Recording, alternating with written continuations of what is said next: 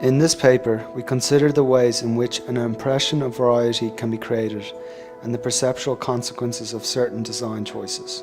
Typically, a fixed number of template characters are usually used to generate large crowds using instancing, thus producing appearance clones that can often be easily noticed. These appearance clones can be disguised by color modulating their diffuse texture.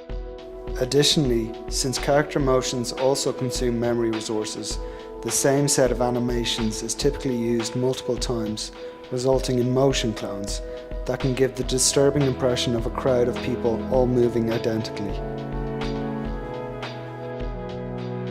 However, depending on viewpoint and crowd density, occlusions and perspective foreshortening mean that only a few characters are close enough for their details to be clearly visible. Therefore, it is really within the foreground characters of a crowd where lack of variety is most noticeable.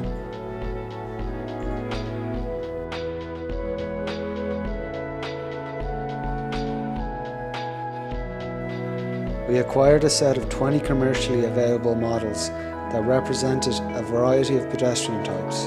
For each model, we created 32 unique outfits to vary their hair, skin, clothing, and shoe colors. Additionally, we motion captured 20 different walks in order to have sufficient motion variety. The experimental crowd system was developed using an open source renderer that used DirectX 9. The experiments were run on a workstation with 2 GB of RAM, an 8 series GeForce graphics card, on a widescreen LCD monitor.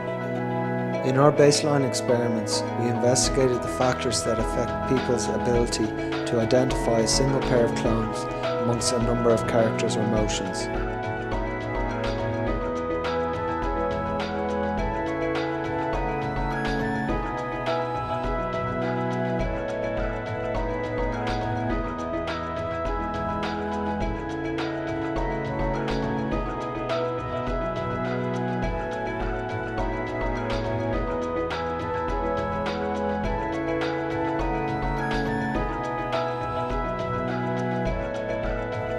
From our baseline experiment results, we found that appearance clones were easier to spot than motion clones. Color modulation and spatial separation effectively masked appearance clones. No appearance model was more easily spotted than others. In the multiple clone experiment, we examined the perception of variety when the number of a character's appearance or motion clones is increased.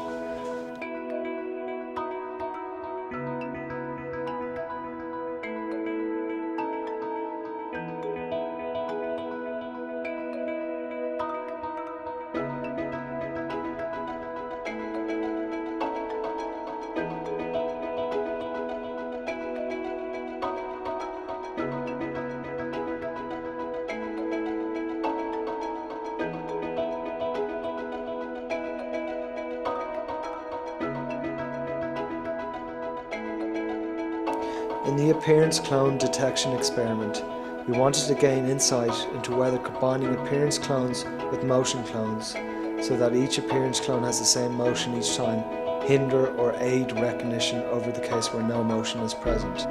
Additionally, we wanted to know whether applying random motions to appearance clones makes this harder or easier.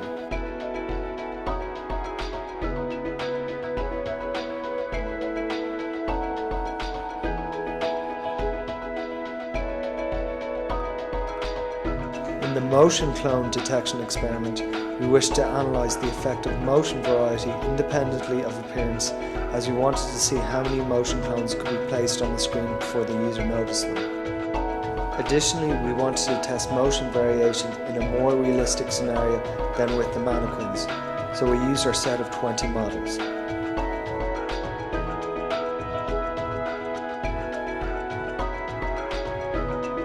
From our multiple clone experiment results, we found that combined appearance and motion clones were only harder to find than static appearance clones when their cloned motions were out of step.